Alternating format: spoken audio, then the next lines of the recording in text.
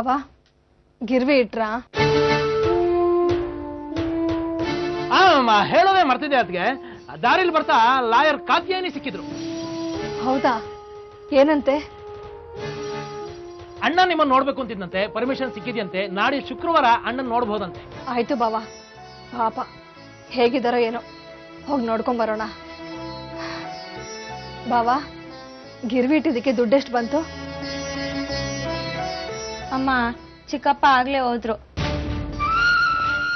ಹೌದಾ? ಯಾಕೆ? ಹಾಗಾದ್ರೆ ಗಿರ್ವಿ ಇಟ್ಟಿಲ್ಲ? ಇಟ್ಟಿದ್ರೆ ದುಡ್ಡು ಕೊಡ್ತಿರ್ಲಿಲ್ವಾ? ನಿನ್ ಗಿರ್ವಿ ಇಡೋದ್ ಬೇಡವಾಗಿತ್ತು. ಅಪ್ಪನ್ ನೋಡಕ್ ಬೇರೆ ಹೋಗ್ತಿದೀವಿ. ಅಪ್ಪ ಕೇಳಿದ್ರೆ ಏನಂತ್ಯ? ನಿನ್ ಮೈ ಮೇಲೆ ಒಂದ್ ಒಡವೆನೂ ಇಲ್ಲ. ಗಿರ್ವಿ ಇಟ್ಟೆ, 40,000 ರೂಪಾಯಿ ಕೈಗೆ ಬಂತು. ಶಿವಪೂಜಲಿ ಕರಡಿ ಕಂಬಯ್ಯ ಬಂದ ಕಿತ್ಕೊಂಡು ಹೋದ. ಈಗ ಅದಕ್ಕೆ ಏನೇ ಹೇಳೋದು? ಪಾಪ ಅವ್ರಿಗೆ ದುಡ್ಡಿನ ಅವಶ್ಯಕತೆ ಇದೆ. ಅವ್ರಿಗೆ ಹೀಗಾಯ್ತು ಅಂತ ಹೇಗೆ ಹೇಳೋದು? ಈಗ ಬಾಡಿಗೆ ಮನೆ ಮಾಡಿದ್ರೆ 20-25,000 ಅಡ್ವಾನ್ಸ್ ಅಂತ ಕೊಡ್ತಿದ್ರು ತಾನೆ. ಈಗ ಅಡ್ವಾನ್ಸ್ ಕೊಟ್ಟಿದೀವಿ ಅಂತ ತಿಳ್ಕೊಂಡ್ಲಿ ನಿಮ್ಮತ್ತಿಗೆ. ಕಂಬಯ್ಯನಿಗೆ ಏನು ದುಡ್ಡಿನ ಬರ ಇರ್ಲಿಲ್ಲ. ಅವನಿಗೆ ಕಣ್ಣಿದೆ, ಕಣ್ ತುಂಬಾ ದುಡ್ಡಿದೆ. ಇಟ್ಕೊಂಡು ಹೋಗ್ತಾನೆ ಅವನಚ್ಚಿ. ಯಾಕಪ್ಪ ಹಿಂಗ್ ಮಾಡಿದ್ರಿ? ನಿಮ್ಮೇಲೆ ನಂಬಿಕೆ ಇಡ್ತಾನೆ. ದೊಡ್ಡಮ್ಮ ಒಡವೆನೆಲ್ಲ ಅಡ ಇಟ್ಟು ದುಡ್ಡು ತನ್ನಿ ಅಂದಿದ್ದು. ಹೌದು, ಯಾರಿಲ್ಲ ಅಂದ್ರು. ದುಡ್ಡು ಕೈಗೆ ಬರೋಕ್ಕೂ ಕಂಬಾಯ ಬರೋಕ್ಕೂ ಸರಿ ಹೋಯ್ತು.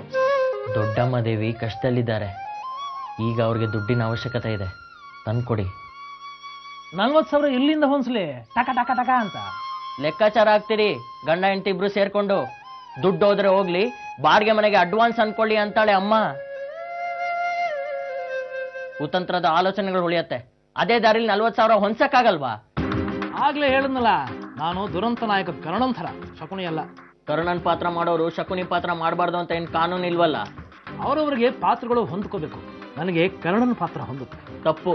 ಶಕುನಿ ಪಾತ್ರ 100ಕ್ಕೆ 100 ಹೊಂದತ್ತೆ. ಹಂಗಸ್ತೀಯ? ಬೇಕು ಅಂತ ಅದಕ್ಕೆ ದುಡ್ಡನ್ನ ದುರುಪಯೋಗ ಮಾಡ್ಕೊಂಡಿದ್ದೀನಿ ಅನ್ನೋ ಥರ. ಸ್ವಲ್ಪ ಕನಿಕರ ಬೇಡವನ ಅಪ್ಪನ ಮೇಲೆ. ಮೊದ್ಲು 40,000 ರೂಪಾಯಿ ಹೊಂದಿಸಿ ದೊಡ್ಡಮ್ಮನ್ಗೂ ದೇವಿಗೂ ವಾಪಸ್ ಕೊಡಿ. ಅವ್ರ ಮೇಲೆ ತೋರಿಸಿ ನಿಮ್ ಕನಿಕರನ. ಆಗ ಎಲ್ರು ನಿಮ್ಮನ್ನ ದೇವ್ರು ಅಂತಾರೆ, ಶಕುನಿ ಅನ್ನಲ್ಲ. ತಲೆ ಹರಟೆ ಕಣ್ರಿ ನಿಮ್ ಯಜಮಾನ್ರು ಸದಾಶಿವಯ್ಯ. ಕಂಠಿಹಾರ ನಿಮ್ ಮನೇಲಿ ಹೇಗ್ರಿ ಬಂತು ಅಂತ ಕೇಳಿದ್ರೆ ರಾಕೆಟ್ ಅಲ್ಲಿ ದೇವಲೋಕಕ್ಕೆ ಹೋಗಿ ಕೇಳ್ಕೊಂಡ್ ಬಂದಿ ಅಂದಿದ್ರು. ಒಬ್ಬ ಬರಲ್ವಾ ಡ್ಯೂಟಿ ಮೇಲೆ ಇರ್ಬೇಕಾದ್ರೆ ಜೋಕ್ ಮಾಡಿದ್ರೆ? ಅವ್ರು ಕದ್ದಿಲ್ಲ ಸರ್. ವಿಚಾರಣೆ ಮುಗಿಲಿ, ಅಳ್ಬೇಡ್ರಿ.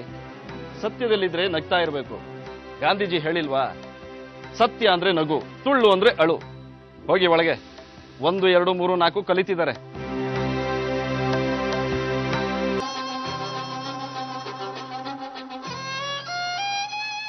ಪುಟಿ ಕಂದ, ನಾಳೆ ಮನೆಯಿಂದ ಏನಾದರೂ ಮಾಡ್ಕೊಂಡು ಬರ್ತೀಯಾ?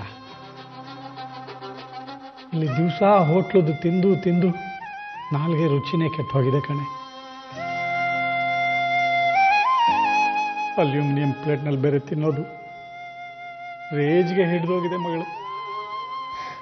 ಆಯ್ತಪ್ಪ, ತಂದ್ಕೊಡ್ತೀನಿ. ರೀ, ನೀವು ತಪ್ಪು ತಿಳ್ಕೊಳ್ಳಿಲ್ಲ ಅಂದ್ರೆ ಒಂದು ಮಾತು ಹೇಳ್ತೀನಿ. ಅಮ್ಮನೂ ಧ್ಯಾನ ಮಾಡ್ರಿ. ಓಂ ಶ್ರೀ ದುರ್ಗಾಯಿ ನಮಃ ಅಂತ ದಿನಕ್ಕೆ 108 ಸಲ ಹೇಳ್ಕೊಳ್ಳಿ. ಎಲ್ಲ ಒಳ್ಳೇದಾಗುತ್ತೆ. ಪಾರ್ವತಿ, ಸತ್ ಹೋಗು ಅಂತ ಹೇಳು, ಸತ್ ಹೋಗ್ತೀನಿ. ಅಮ್ಮನವ್ರ ವಿಚಾರ ಎತ್ತಬೇಡ. ಸತ್ಯದಲ್ಲಿ ಬದುಕಿದ್ದೀನಿ ನಾನು. ಅಮ್ಮನವ್ರ ಅವಶ್ಯಕತೆ ಇಲ್ಲ, ಯಾವ ದೇವರ ಅವಶ್ಯಕತೆನೂ ಇಲ್ಲ. ಲಾಯರ್ ಕಾತ್ಯಾಯನಿ ಹತ್ರ ಮಾತುಕತೆ ಆಗಿದೆ. ಆದಷ್ಟು ಬೇಗ ನಿಮ್ಗೆ ಬೇಲ್ ಸಿಗಬಹುದು.